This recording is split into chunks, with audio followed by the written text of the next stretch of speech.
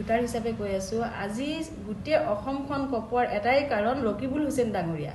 ৰকিবুল হুছেইন ডাঙৰীয়াই গু মাংস লৈ পেলাই এনেকুৱা গোটেই অসম কপাই দিছে। আজি আমাৰ মুখ্যমন্ত্ৰী মহোদয়ে এটা ডিসিশন ল'বৰ কাৰণে বাধ্য কৰিছে। আৰু এটা কথা মই ক'ব বিচাৰিছো, ৰকিবুল হুছেইন ডাঙৰীয়া এজন সংখ্যালঘুৰ নেতা হৈ পেলাই তেখেতে গু মাংস লৈ পেলাই এনেকুৱা এটা প্ৰতিবাদ কৰিলে যে চামগুৰি সমষ্টিত বিজেপি লোকসকলে গু মাংস খাই ৰাজনীতি ভোট দিছিলে। এই গু মাংস লৈ আজি গোটেই অসম কঁপিছে। মই এটা কথা কৈছো, তেখেত এজন সংখ্যালঘুৰ এজন নেতা হয়।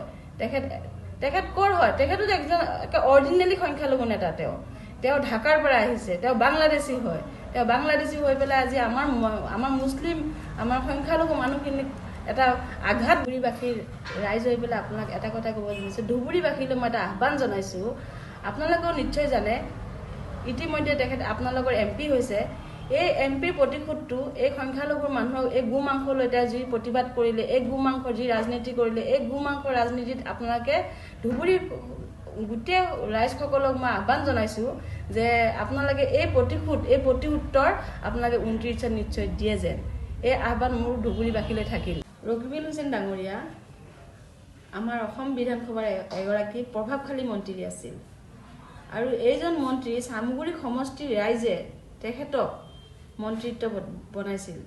আৰু এটা কথা মই ক'ব বিচাৰিছোঁ, তেখেতে এই মন্ত্ৰীত্ব পাই চামগুৰিৰ ৰাইজক এনেকুৱা এটা উপহাৰ দিলে, এই উপহাৰ কেতিয়াও চামগুৰি ৰাইজে পাহৰিবলৈ নোৱাৰে। যিহেতু এই চামগুৰি এৰি তেখেতে ধুবুৰীত গ'ল। ধুবুৰীৰ পৰা এতিয়া তেখেতৰ বেছি দিন নাই, তেখেতে বাংলাদেশ যাব। যিহেতু তেওঁৰ দেউতাক বাংলাদেশৰে আছিলে। ঢাকাৰ পৰা আহি নগাঁও ঢাকাপতিখন তেখেত দেউতাকে বনাইছিলে। আজি এটা কথাই ক'ব বিচাৰিছোঁ ৰকিবুল হুছেইন ডাঙৰীয়া, যে তেখেতৰ এই নীতি কাৰণে আজি এই অসমবাসী জ্বলি আছে।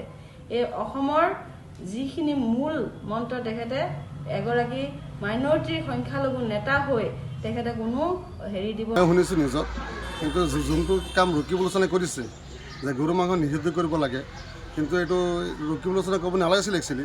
কিন্তু সি আজি এনেকুৱা হৈছে পাগল কুকুৰৰ নিচিনা। নহ'লে আজি তাৰ ল'ৰা পৰাজয়ৰ পিছত সি এনেকুৱা মন্তব্য কৰিব পাৰিছে। গৰু মাংসটো এইটো আমাৰ খাব বস্তু, আমি খামেই।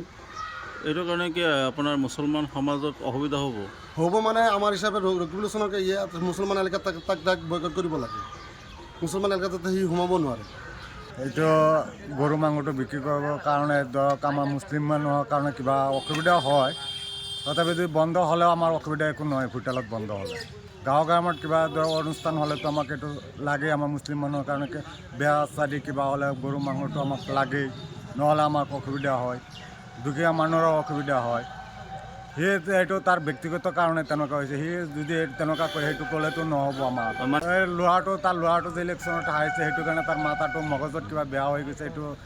সেইটো কাৰণে তাৰ কামটো হোৱা নাই, জিকিব পৰা নাই কাৰণে সেইটো এতিয়া গৰু মাংসটো বন্ধ কৰিবলৈ বিচাৰিছে। এইটো বন্ধ হ'লে আপোনাৰ মুছলমান মানুহৰ অসুবিধা হ'ব না? এইটো মুছলমানৰ অসুবিধা, বিয়া চাদি কিবা কাৰণতো আমাৰ খোৱা কামৰ কাৰণতো অসুবিধা হয়।